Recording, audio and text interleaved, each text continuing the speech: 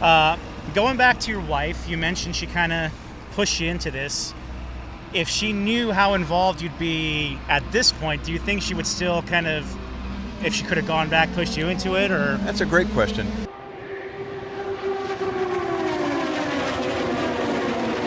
Actually, I think she's very happy that I have found essentially a second career as a driver and as a medical consultant to the series. I think it's something that we're a couple where we want each other to be happy. She sees that I'm happy, and that this fulfills me to a great degree, and so I think she's quite happy. I used to say, when people ask me that, I used to say I think she's trying to kill me, but and check and see if or there's at least get you out of the house so she something can do her like thing. that. I should be checking for other insurance policies and stuff, but no, she's very supportive, and she's a big fan of the whole process, and comes to many races. She works very hard. She's still actively running a consulting unit, so she's very supportive. Awesome.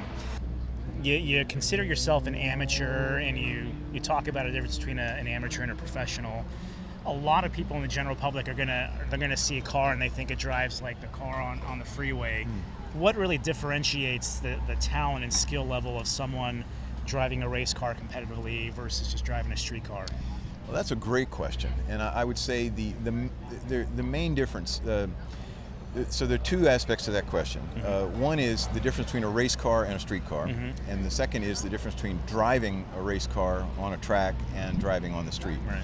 So the difference between a race car and a street car is not that profound, really. It's really that it has safety structures built into it, and it's been lightened and stripped down so that there's nothing excess in it, and all of the components have been upgraded so that it can use its brakes as much as necessary over and over and over again at the end of long straights. It's got enough cooling to run at high speed on hot days for as long as it needs to, and it has to meet standards for each series that determine the safety and performance. The driving aspect of it, the difference primarily is that on the street you're trying to drive smoothly and safely, and trying to get from Most point people A anyway. point A to point B. And you actually don't know you don't know the skill level of the other drivers that are out there with you on the highway, and many of them are new drivers, or they're older drivers, or all different skill levels out there. So you're having to drive in a defensive posture and just trying to make sure you get from here to there. In a race car, we are either accelerating or braking. And if we're accelerating, it can either be on the throttle only, or we can be turning, which is a kind of acceleration laterally. And the whole goal is to be using as much of the grip that the tires can produce at every moment. So the skill is learning how to have the car be, we say, on the limit as much of the time as you possibly can. And it is once you learn how to do it, if you put somebody who's used to riding in a street car in a race car in the right seat, even somebody who's a race car driver, it's eye-opening. I had the experience of doing a ride-along just instructionally with Michael Lewis, a young pro GT driver in a GT3 Cup car at Buttonwillow out west this past year.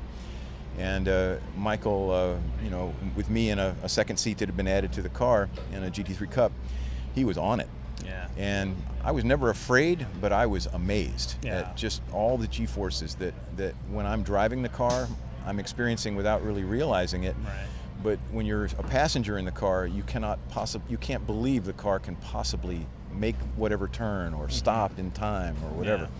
So it's a whole different kind of driving, and it's not for everybody, but when you get hooked on it, it's probably about as addictive as cocaine. It's a pretty good high.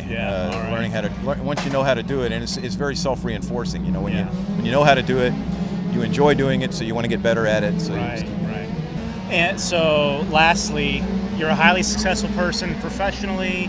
Thank you. You have to do that, or you can't do that without being a goal-driven person. So I'm assuming that's part of your personality. True.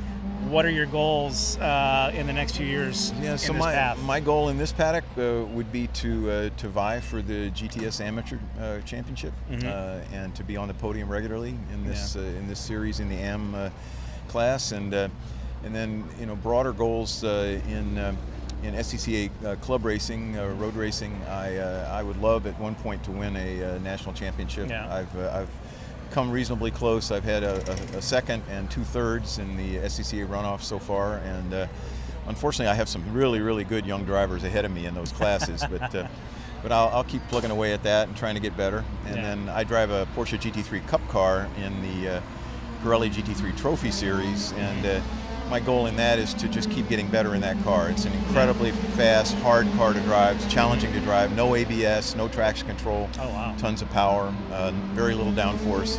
So yeah, I just want to keep getting better at this and continue to improve. And I also like the whole process of giving back. So I'll keep striving to feel like I'm being a contributor to the series as well as somebody who's succeeding in it. Very cool.